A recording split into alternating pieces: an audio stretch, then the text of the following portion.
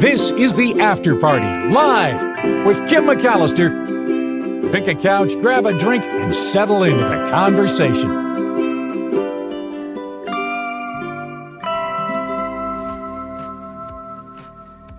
Everybody, it is the After Party Live on a Travel Tuesday, and we're doing something a little different today. We're not going to one location, we're going to many, and we're going to the creepiest, most haunted locations that are supposed to be really, really spooky. So hopefully the ghost stories and the stories of murder don't freak you out, but that is where we're going today. It's a very Nikki thing to do, but we're making it happen here on the After Party Live. Thank you for your patience. Thank you for being here.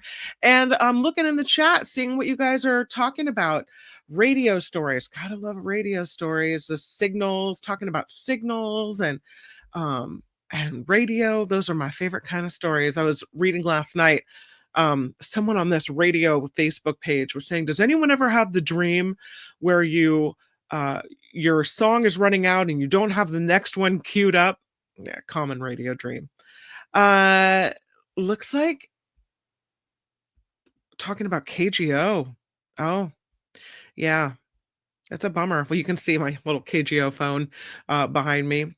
Yeah, it's definitely the good old days, you know? It's it's one of those things where you don't know what you have until it's gone. So that's a real bummer. But luckily we're able to be here on YouTube and take over this new platform and try to figure out how it all works and still connect with you. I would say in a different way than radio as well, in a way that allows me the opportunity to know more about you. And so I like that part of it. So try to grab onto the positive, right? All right, let's jump into some of the stories that we have because I'm running a little tardy here, and so I wanted to show you this massive pumpkin. She's a big one. Yeah, look at that.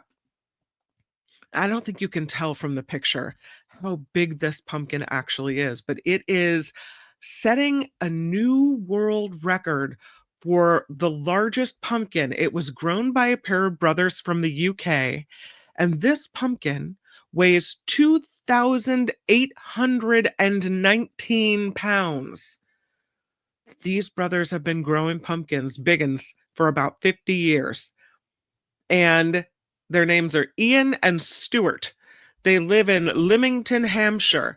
They said they started growing these supersized pumpkins when they were in their early teens, and now they're 64 years old, and they finally harvested this pumpkin that has been certified by the Guinness World Records as the heaviest pumpkin of all time. They have a name for it. It's called Muggy.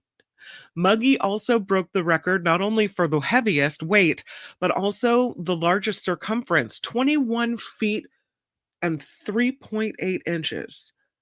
Wow. 21 feet, 3.8 inches. The pumpkin officially weighed in at the Wargrave Nursery Giant Vegetable Weigh-Off. They do it in Reading, England. Here in California, we do it at the Half Moon Bay Pumpkin Festival. And we get some 2,000 pounders. I mean, there's some big pumpkins here in California, but this one, ooh. They were so worried, though, about taking the pumpkin to this festival. They didn't want it to be damaged. And it's a 2-hour trip from their property to the competition. They say moving giant pumpkins is fairly easy. They've been doing it for many years. They have a big lifting rig. Then they scoop up the pumpkins. Yeah. The official measurements done by the Great Pumpkin Commonwealth Assessor and a regular Guinness World Records consultant who said, I was amazed to see this record come to the UK. Massive news for these brothers who have been growing for more than 50 years, but also for all the British pumpkin growers. And they were very excited to be able to name this pumpkin the world's heaviest pumpkin. Again, 2,819 pounds. That's a lot of goop inside to carve out. There's a story about queen bees. They are violently ousted from the hive if the worker bees smell any sign of weakness from the queen. She's a goner. That's it. Any sign of weakness. She's got to be a bad bee in more ways than one. Once the powerful ruler is sick, the virus threatens the entire kingdom. And there is a plot to overthrow the leader, and a new, more virile ruler will ascend. This is a process called supersedure, and it happens when tens of thousands of worker bees sense that their queen is not laying enough eggs anymore. And the minute they figure it out, any sign of weakness from her in the egg laying department, they coordinate to replace her with a new, healthier queen. No, no mercy here. The survival strategy helps wild colonies adapt. But if you're a beekeeper, apparently this can be really troublesome. It leads to gaps in egg laying, weaker colony populations, less honey production and pollinating. They know what they're doing, these bees. You got to let them do their own thing. But they say now, researchers, that we're just beginning to understand more about the reasons behind these violent bee revolts and how well coordinated they are as well. There's a team at the University of British Columbia in Canada that is studying this whole concept of supersedure, and they found links. They found common viral infections shrink the ovaries of the queen bee. Did you know the queen bee had ovaries? I guess it makes sense. The shrinking of the ovaries reduces the queen's egg laying capacity and her production of a pheromone that usually keeps the workers loyal. The pheromone's called methyl oleate, and when that level drops, the worker bees can smell it, smell the weakness, and that's when they begin preparing her successor to rule. The whole study found in the journal Proceedings of the National Academy of Sciences. The researchers say that a healthy queen can lay as many as 3,200 eggs a day, more than her whole body weight. But in these experiments, the virus-infected queens laid fewer eggs, they produced less methyl oleate, and the pheromone reduction seems to be the signal to the worker bees that the queen is no longer fit to continue. In humans, if it were only so easy as a smell, right? The team found a potential method for beekeepers to intervene and manage supersedure. They did these field trials where the colonies were given synthetic pheromone blends that included the pheromone methyl oleate, and those groups were less likely to rear new queens compared with the colonies that received blends without the egg-laying worker loyalty pheromone, which could be a help for beekeepers. Although I would say, even if it's I don't know, you know, it's like the difference between IVF and getting pregnant in a natural way. You probably want to mimic as much of nature as you can for reasons we don't know. So if you're trying to trick the bees into keeping a weak queen around, how good is that really for the hive? Don't you want a queen bee that lays the most eggs? I don't know. And if the queen bee is kept around when she's weak, isn't that bad for the hive overall? The sooner you get the new queen in there, the better, right? I don't know. It just seems to be me like, don't give the fake pheromones. Let them do their thing. They got this. But all right, science, you do you. We got some new bats in the Philippines. Look at that little screecher. They have 6 new bat species that they've identified in the Philippines. They have a lot of bats in the Philippines. I had no idea. No idea. 85 different flying mammals in the Philippines. They got to watch out over there. Just a few weeks ago, conservationists announced the milestone discovery of the 1,500th known bat species. But it is October, which is officially Bat Appreciation Month. And now, just a little bit before Halloween, this research team has described another 6 new species, all residing in the Philippines, including this one. It's the tube-nosed bat because they have a distinctive snout you can see there. They're little, but they have a funky nose. One of the co-authors of the study said before they started their research, there were only 2 species of tube-nosed bats reported in the Philippines. They are astonished at how much that we still don't know about the natural world, even including how many bat species exist.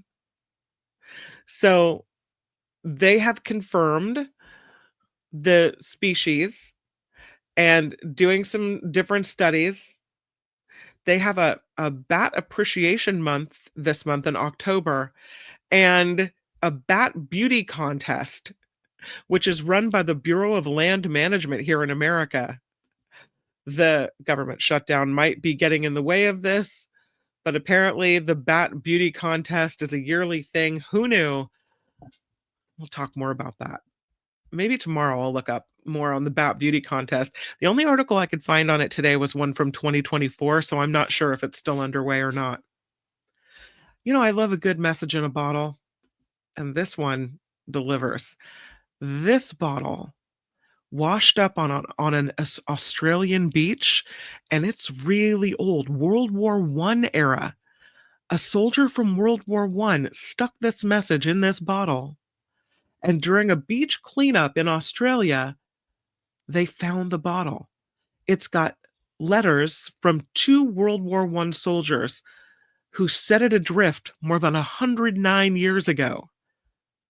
This woman, Deborah, said she and her family were cleaning up along the shores of Wharton Beach when her daughter found this bottle with letters from Malcolm Alexander Neville and William Kirk Harley. They were both troops serving in World War I in 1916. Now, Neville's letter shows that he came from Wilkawat, South Australia. Deborah Brown was able to use Facebook to contact the great nephew of Mr. Neville. The elder Neville was 28 when he was killed in action in France a few months after writing this message in a bottle. The nephew said he knew of his great uncle from stories he'd heard in the family from his aunt, who's now 101 years old. But he said it's amazing how much has come to the surface in his short time in World War I. They also were able to contact family members of Harley, who was able to return home from World War I. There are 5 grandkids who are still alive, and they say they are stunned. They said they are all in constant contact since this happened. They just can't believe it. And they very much feel like their grandfather reached out from the grave. The bottle containing these messages was only in the water for a couple of weeks after it was launched from the Great Australian Bight. B-I-G-H-T, the Bight. It probably would have been a few weeks, could have even been a month, according to experts, before it got to Wharton Beach. And then once it got to the beach, it probably stayed there and got buried in the sand.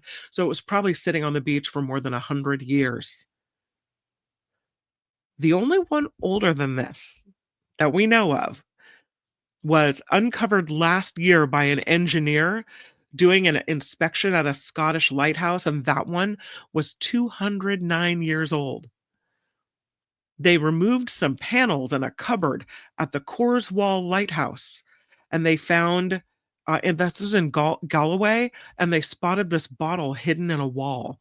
The note dated September 4th of 1892, and it had the names of 3 engineers who installed the light at the top of the lighthouse, and the names of 3 lighthouse keepers as well. I don't know if that counts because it wasn't technically thrown into the water. It was hidden in a wall, but I'll take it. I'll take it. Teacher Lori sent me this story. I love this kid. This is Kevin Tang. Kevin Tang is going to save the world. He's amazing. He's 13. And he invented a new technology to help his family. And the cool part is it works really, really well.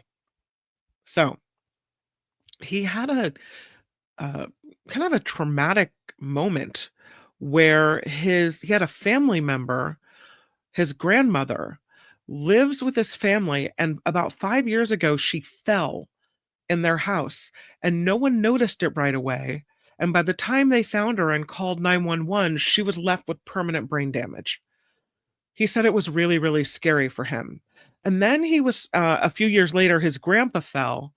And that's when he said he realized how serious these falls can be and how dangerous. Falls are the leading cause of injury for adults aged 65 and older, that according to the CDC. Um, so he decides that he is going to devise a new way to detect falls so that people can be helped earlier. And he does. He does this to keep his grandma safe and others safe as well. And in doing so, he won $25,000 and has been named America's top young scientist. He developed a fall detection invention and a monitoring device for seniors. And it's different from that life alert where you have to, push a button. And he said it's also different from the like wearing an Apple Watch where something senses your fall. This one is called Fall Guard, and it's a camera monitoring system, including an algorithm that he programmed to identify calls or falls rather, and then call caregivers. So it's not wearable. He sets up these Fall Guard cameras around the house, and then they're connected to a small computer that monitors for falls. He said he's working to keep his device free, or at least very cheap, for anyone who needs it. His dad says he's always inventing things and making strange stuff at home. And he didn't know his son was working on this project, but when he was shown the project, he said he knew it was a good idea. Kevin, also thought about his friends who are worried about their parents getting older. And he said, yeah, this is something that, could help people that are older that fall in the home, even if they live with their family members, to get help faster. So the way it works is that he detects your shoulder position, your elbow joint, using these AI algorithms. So that's different if you're just laying on the floor or laying around versus when you fall over. He said it works all the time. You don't have to remember to wear it. There was a friend's grandfather who fell and had a watch with fall detection technology, but he forgot to charge it the day before and he fell and no one knew till the next day. That's what happened when my mom had her medical incident. She has a watch, but she didn't wear it. She didn't have it on yet in the morning. And so when she had her event, we don't know how long she was struggling. So he's working. He wins this national science fair competition. He said at least one security camera company is showing interest in it. Many people have told him they want this kind of a device to keep their family members safe. They've got the Fall Guard, the Tang family, set up in their house. Another family is using the device. They've got 10 other families on a waiting list. So far, it costs about $90 in materials for the cameras and such, but he's trying to bring that cost down to $30. So he's just doing it to help people. And he wins the big prize. Thanks, Teacher Lori, for that great story. Did you know that going to art galleries is not just a pastime? It's good for your health. So if someone says, oh, she just hangs out at art galleries all the time. No, you're doing it for your health. Viewing original works of art can relieve stress, cut heart disease, and boost your immunity system. That is according to this new study. First of its kind study. The King's College of London involved in this study, and they looked at 50 people between the ages of 18 and 40 in the UK. Half of them viewed original artwork in the Courtauld Gallery in London. The other half looked at copies of the same paintings in a non-gallery environment. The two groups wore sensors that continually measured their heart rates and skin temperature during these 20-minute sessions. They also took saliva samples before and after the art viewing. And from these samples, researchers found the levels of the stress hormone cortisol fell by an average of 22% among those viewing original art, compared with just 8% looking at the reproductions. The pro-inflammatory cytokines linked to stress and a number of chronic diseases fell by 30% and 28% among those in the gallery. No changes in the other group. It suggests, they say, that art has a potentially calming effect on the body's inflammatory responses. What an easy thing we can do, just wander through an art gallery, right? One of the researchers involved, Dr. Tony Woods, who is with the King's College of London, said the research clearly shows the stress reducing properties of viewing original art and its ability to simultaneously excite, engage, and arouse us. The stress hormones and the inflammatory markers are linked to a wide range of health issues we know, from heart disease to diabetes to anxiety and depression. And the researchers say the fact that viewing original art lowered these markers suggests cultural experiences may play a role in protecting both mind and body. Isn't that weird that the fake art wasn't as successful as the original art? As if your body would be able to discern art from art, or a relaxing experience, and how you would react to something original versus a reproduction. It seems odd.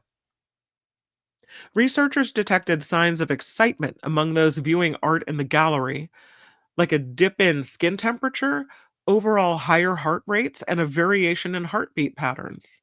And they said, from a scientific perspective, the most exciting outtake is that art had a positive impact on the three different body systems, the immune, the endocrine, and the autonomic systems, at the same time. A unique finding, they say, and they were surprised to see it. So, in short, the researchers say their unique original study provides compelling evidence viewing art in a gallery setting is good for you and helps to further the understanding of the fundamental benefits of art. That art doesn't just move us emotionally, it calms our body as well. They did look into the emotional intelligence of each person before the study with a questionnaire. Of course, the people that are supporting art, like the Art Fund, which did co-fund this study, I will say, shows the study proves for the first time we've long felt at the Art Fund that art is really good for you. So, all right, got to go look at some art, I guess. How this lost surfboard washed up 1,500 miles away from where it was lost. Look at it. It doesn't look very good. It's covered with barnacles. It's been a while. It was lost in New Zealand by a kite surfer who lost the kite during a recent outing and then found the surfboard drifted 1,500 miles away. The French surfer, his name is Alvaro. Hello, Alvaro. He said he was kite surfing October 15th on the west coast of New Zealand's North Island when his kite got caught in the water and started pulling him out to sea. So he had to let go of the kite. And then he headed back toward the shore where he spotted a surfboard at the northern end of the beach. He said the board appeared to be in good shape, but was a style not frequently used by local surfers, and he flips it over and finds out it's covered in barnacles and mussels. The shape of the board, he said, is made for very big waves, not the kind we use at Raglan Beach every day. He said, I removed a few mussels to check the size, and that, he said, is when he saw it had been shaped for someone named Liam. So he takes the surfboard home and he puts pictures of it on various surfing groups on Facebook in hopes that Liam will come forward. And one of the posts resulted in him getting a message from Liam, who said he lost it during a boat trip off the coast of Tasmania, nearly 1,500 miles from where it was found. He lost it in May of 2024. He said it was one of his favorite boards. An oceanographer at the University of Tasmania's Institute for Marine and Antarctic Studies says the board may have been carried by the East Australian Current, and it runs down Australia's east coast toward New Zealand, or perhaps took a more scenic route along the Antarctic circumpolar current. Weird. They say there's a very small possibility that the surfboard went south, hitched a ride on a really fast part of that current, and then went all the way around the world before washing up in New Zealand. They said that would have been quite the adventure, but they can't know for sure. They are going to get the surfboard back to Liam. It'll be headed home to Australia because members of his family were in New Zealand for a wedding, so they're going to carry it home to him. That's cool. I love that they're all connected and they found him so quickly. It is time for the lotto of the day. Look at this, Marie. She wins big. Well done. This woman from Iowa wins her second big lottery jackpot in 6 months. She scores $59,500 from a pick four drawing just a few months after she won $26,500 from the same game. She says she bought multiple tickets for the October 10th midday draw with different bet types and amounts. Each, she said, bore the number combination 1010. She ends up matching all four numbers in the right order, earning her this 59 grand. She said, I saw 1010 and I'm like, wait a minute. Then I got excited like I always do, she said. Yeah, she won 26 grand in April. She said, my whole system is to remain calm. I may scream out loud, but my whole thing, she said, is not to hyperventilate and pass out because I'm usually someplace by myself. Stay calm. It's okay. She's going to use this money to pay her bills and help others pay for a cruise that she booked for next year. So, love it. Winning twice in a row. That's wild. Check out this sword. It is a sword from the Renaissance era, 16th century German degen, they call it. And they put it under a CT scanner.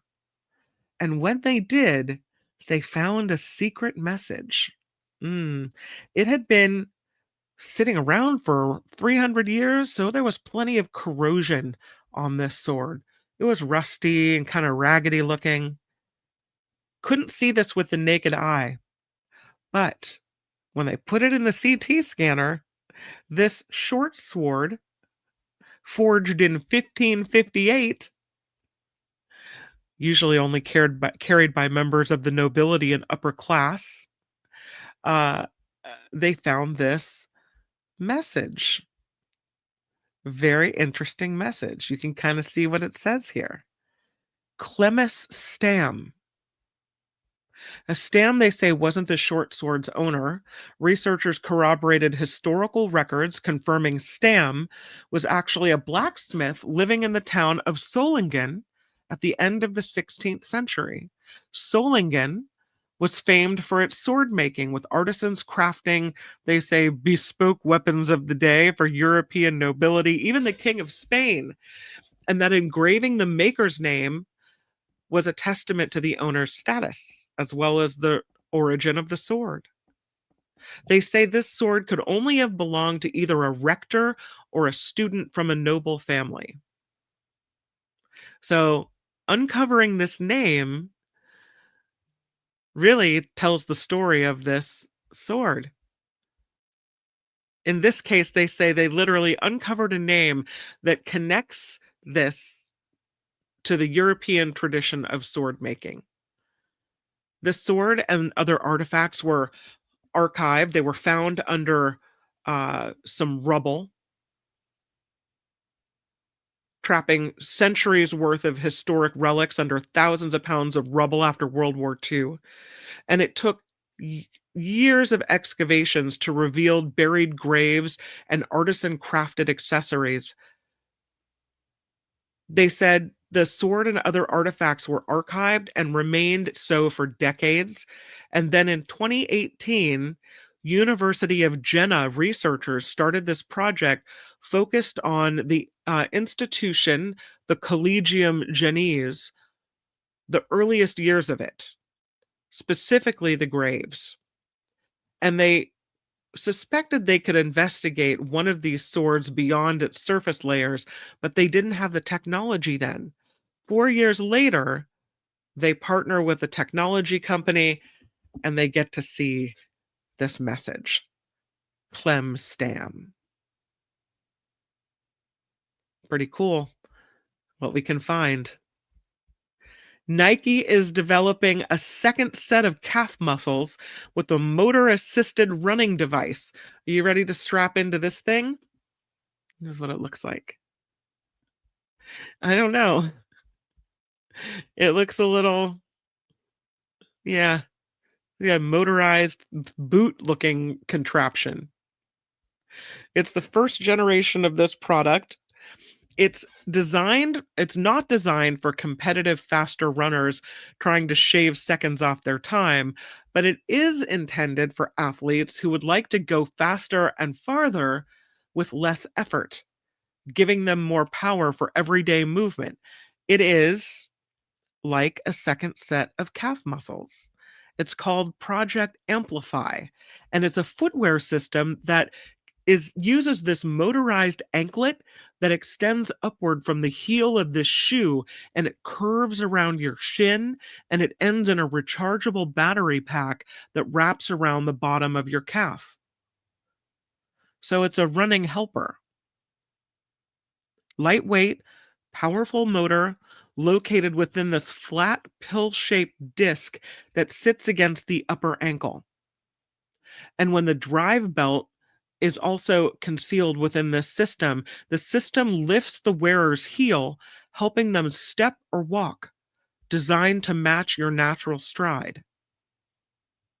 Kind of like the difference between riding a bike versus riding a motorized bike. So Nike says they've designed this for athletes who run between 10 and 12-minute mile pace. It's the result of several years of testing in outdoor environments at the Nike Sport Research Lab in Oregon, with more than 400 athletes wearing 9 different versions of this anklet over the last few years. They say that in some cases it helped the 12-minute mile runners shave off 2 minutes from their time. Now, Nike hasn't said yet whether they plan to develop a specific shoe with this Project Amplify. For now, the system attaches to a carbon fiber plated running shoe that can be worn with or without it. They're still in the testing phase of this, but they do say they plan to launch a consumer version in the coming years. I don't know. It seems like if you're a runner, you want to train and become better at running naturally. I don't know why you would want this kind of bionic helper, but hey, somebody out there might find it helpful. So it is time for Travel Tuesday, and this is going to be a creepy Travel Tuesday. We're going to the creepiest places, the most haunted destinations that we can think of, that we could find, the most haunted places in the world. And that includes some creepy islands and some spooky hotels and some eerie castles. The first one on the list, and I don't think we're going to get to all of them. There are 35 of the most creepy places in the world. We'll maybe do 10-ish, hopefully. The first place is Raynham Hall. Ooh, look at the ghostly figure there. And this is in The United Kingdom. It's an English country home, which is beautiful but has a very dark past. The mysterious brown lady who haunts its halls is rumored to be Lady Dorothy Walpole, who was trapped in an unhappy marriage and found solace in the arms of a fellow British aristocrat. Stories say it was either her enraged husband or the scorned wife of her lover who locked her in her room at Raynham Hall, where she eventually died in 1726. Her ghost, nicknamed for the color of her dress, was reportedly captured on film in the 1936 edition of Country Life, December edition. The manor is open only to the public on select dates throughout the year, but you can check out the rest of the grounds where there are glamping yurts, culinary events, and other things going on. But there it is, the Brown Lady. The next one is the Bangar Fort in Rajasthan, India. The picture of it. Ooh, creepy and haunted. It's in a valley about an hour and a half outside of the city of Jaipur. It's a fortress that's been abandoned for a really long time, and apparently it's considered one of the most haunted places in Asia. According to one story, a dark wizard cursed the city after the princess Ratnavati rejected his affections. Another version says it was the work of Sadhu, or holy man, who ordered the king to build the fort without casting shadows over the Sadhu's house. The king's grandson ignored the warning and built a towering addition, dooming the town to the holy man's curse. And now it is said that ghosts of the former residents wander the desolate settlement. You can go and visit this fort and the ruins, but the entire area is closed to the public between sunset and sunrise. So you can't go then at the creepiest time. They're trying to give those ghosts some space. Number 3 on the list is Poveglia in Venice, Italy. It's just offshore from the Lido in Venice. This beautiful island of Poveglia was once a quarantine zone for people that were suffering from the plague. It was also used as a psychiatric hospital after World War II, and paranormal investigators say this island is haunted because of the estimated thousands of people who died here. Venetian locals say that's not true. But it is a place with a dark, troubled past. It is officially closed to the public, but you can charter a boat and sail by to take a look, or you can get permission from the municipality for an authorized visit. Time and again, Poveglia Island has found itself up for sale at dirt cheap prices because the owners no longer want to be responsible for its upkeep or the active, often physical, spiritual entities that reside there. Some claim they number in the hundreds, and whether it's true or not, it's an island so feared the world over that it may never see its crumbling structures brought back to life again. Who knew? We're going back to the UK, to the Ancient Ram Inn. Looks like a cute little inn. It's in Watton-under-Edge in the United Kingdom. Said to be one of the oldest inns in the Western world from the 12th century in the Cotswolds. Apparently, it's got a lot of supernatural guests. It was built on top of what is believed to have been an ancient pagan burial ground, and it's supposedly haunted by a number of spirits, including several children, a monk, and a black cat. Oh, we love black cats. That's all right. Fearless travelers can book a ghost tour at the inn in hopes of experiencing the specters firsthand. They say travelers be warned. One of the most prominent spirits said to reside inside the home is a succubus, a demonic entity characterized as a seductress. It's a good reason of being fearful of shutting your eyes too long while at the Ancient Ram Inn. Number 5 on the list is Port Arthur. It is in Tasmania, where the surfboard was lost. British colonialists founded Tasmania's Port Arthur as a penal colony in the 1830s. So after you arrive from the UK, The settlement's prisoners endured solitary confinement, hard labor, physical and psychological abuse as well, and many died there before they shut it down in 1877. The visitors to the site have reported everything from hearing disembodied laughter of children because the convicts and the staff were allowed to have their families on site, to glimpsing ghosts dressed in the 19th century clothing rather. This one doesn't come as that much of a surprise. This is the Queen Mary docked in Long Beach, California. This ocean liner, launched by Cunard White Star in 1936, spent more than 30 years in service before permanently docking in Long Beach and becoming a hotel and a tourist attraction. And ever since, visitors and staff have reported seeing or hearing countless ghosts on the ship, including the Lady in White, spotted often in a pale evening gown and dancing by herself in the lounge. They think Jackie, a young girl who drowned in the swimming pool, and Grumpy, a disgruntled ghost who growls in people's ears, are aboard the Queen Mary. They say the ghosts are not shy. While staying aboard, some have been awoken through the night by frantic knocking sounds on the door. They open it and nobody's there. Number 7, Burg Wolfsegg in Wolfsegg, Germany. That's what it looks like. Dating back to the 13th century, it's a Bavarian fortress with its own lady in white. She was married to the lord of the castle, whose military duties kept him away from home for long stretches of time. When he learned of an affair between his wife and one of his soldiers, the husband reportedly killed them both.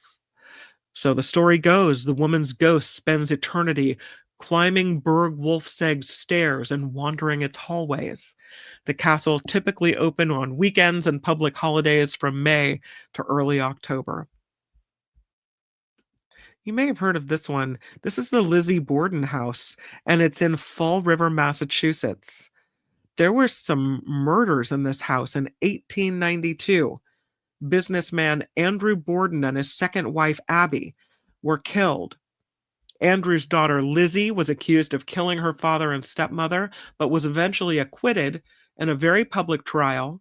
But since then, guests have reported all sorts of strange sightings in the Lizzie Borden house, which is now a bed and breakfast. They have ghost tours and overnight stays available for people who would like to see it for themselves. This looks like such a beautiful place. It's too bad that it's haunted. Ooh. It's Casa Loma in Toronto, Ontario. For decades, staff and visitors at this Gothic revival castle have reported seeing ghosts and hearing strange voices and footsteps and closing doors around the property. They have a lady in white, and she is thought to be the ghost of a maid who died of the flu in the early 20th century. The spirits of Casa Loma's original owners, Sir Henry Pellet, and his wife, Lady Mary, are rumored to still haunt the grounds. You can tour the home and the gardens during the day or visit in the month of October for the annual Legends of Horror event, where you can wander a trail through some of the most creepy tunnels in this castle. Okay, that sounds really, really creepy. Number 10, Chateau de Brissac in Brissac, Quince, France. I don't know if I said that right, but I'm going with it. Here's a picture of it. It's a beautiful chateau. I will just say before I launch into this that I did stay in a castle in Belgium, said to be a hunting lodge for one of the kings of France who never actually made it there. But this castle was creepy as all get out. Old, drafty, you could hear noises all over the place, and just the feel of the place was creepy. It was a cool place to stay, but I was traveling with my sister and best friend, and we all got the creeps from this place. I'd still go back though. This Chateau de Brissac, you might hear strange groans in the night or come face to face with an eyeless woman dressed in green that would be the Green Lady, said to haunt this 11th century castle. The legend has it former owner Jacques Debrez killed his wife Charlotte and her lover after catching them en flagrant in one of the castle's towers. Now her specter roams the halls, they say, spooking guests with her holes for eyes and eerie cries. They say you could try to find her yourself if you go visit the castle, open to the public at select times. The Duke of Brissac and his family still live here, by the way. They have several guest rooms if you want to stay overnight. The next one, and I just have a couple more. I know I'm taking a long time, is the Fairmont in Banff Springs in Banff, Alberta. Opened since 1888 and long associated with paranormal activity. One of the best known stories here is the Ghost Bride, the spirit of a woman who died during her wedding at the hotel. They say she's sometimes seen still dressed in her white gown, descending the staircase or waltzing alone in the ballroom. Another is of, I just give myself chills. Another is of Sam the Bellman, an old porter at the hotel who vowed to come back and haunt the place after he died. Apparently, he kept his word because numerous guests over the years have reported being helped by a bellman matching his description. Hmm. And lastly, how about we do this one? Again, there are 35. I'm just doing 11 or 12. But this one is at this restaurant in New York called One If by Land, Two If by Sea. It's in New York City in Greenwich Village, and the owners of the restaurant say it occupies a former carriage house once owned by Aaron Burr. That his ghost still haunts the place. Yes, the ghost of Aaron Burr. And he's not alone, they say, because several other ghosts are allegedly in residence, including his daughter, Theodosia, and the ghost of a Ziegfeld Follies dancer.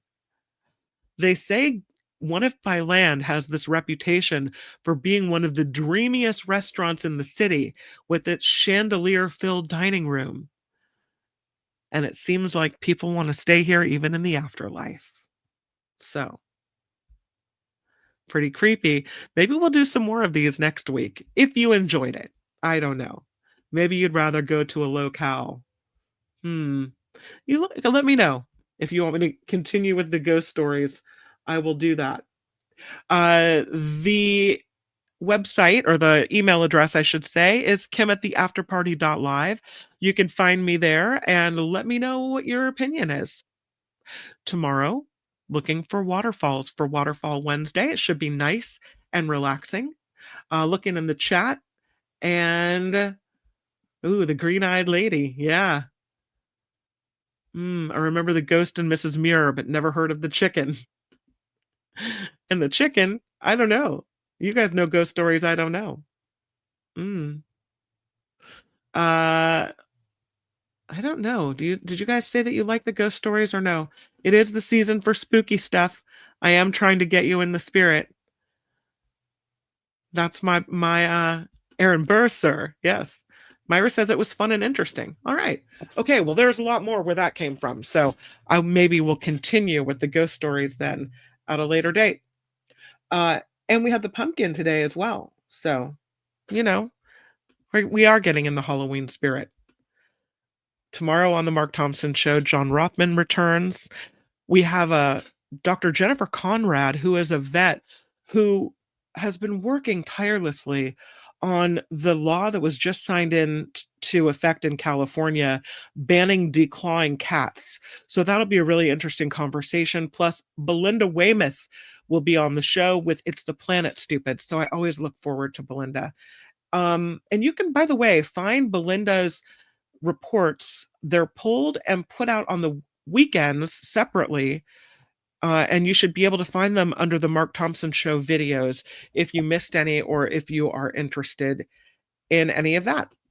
tomorrow here on the After Party Live, it is Waterfall Wednesday, and I hope you will join me for that. I do want to thank the people who have emailed me stories and wonderful thoughts, and that includes Calvin Wong and teacher Lori, who provided the story about the young inventor today. And Julia always sends me, she takes notes on the show and always sends me interesting ideas. And she may have a Travel Tuesday coming up for us as well. So that'll be cool. Thank you to everyone who contributes to the show in a financial way as well, because that is really the bread and butter of what keeps us rolling. Wes pops in with a 5. So lovely and needed, and thank you, Wes, so much. Kathleen G, Harold H, Wes again, the most recent contributors to the PayPal account for this show, which is found in everyday show description and in the About tab. Please click the like button and subscribe if you can. Get your friends to subscribe as well. They don't even have to watch the show, just click the subscribe button. So far, I think we're at 2,522, so slowly but surely building a bit of subscribers. I'm looking what else. Yes. All right. Aloha to you as well. I will see you tomorrow. But for now, make it the very best rest of your Tuesday. Bye. The After Party Live would like to thank the following contributors and viewers like you.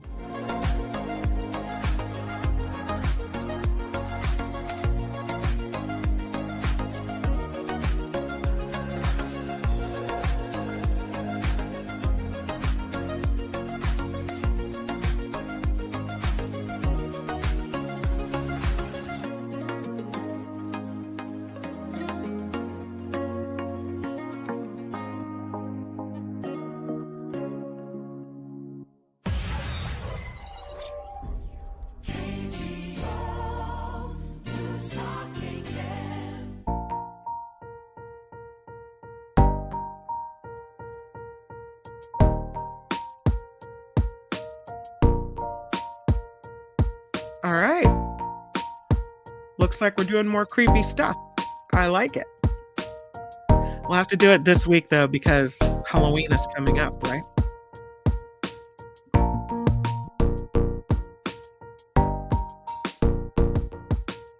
Thank you for the story, Teacher Lori. Many stories.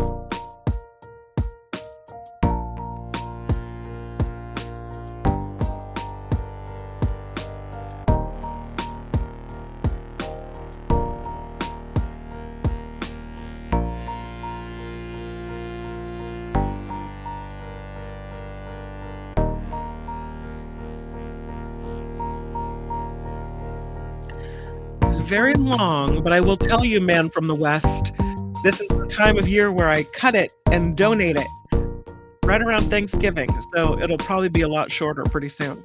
But right now, I would say it's butt length, but you have to have 10 inches to donate. So, you know,